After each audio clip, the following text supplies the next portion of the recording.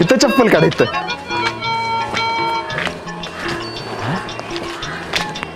ए तू जात आलं लगेच. लगेच ये. हा ए भुसनाळ्या काय बघतेस भारी आहे ना. काय झाडी काय डोंगर काय हटील एकदम ओके मध्ये आहे ना समजा. होय आवडलं नव का. होय. अरे भुसनाळ्या काय आवडलं. सकाळीच्या परत बघाय नाही तिच्याकडे मजा आहे ती कळलं का. बरोबर. हा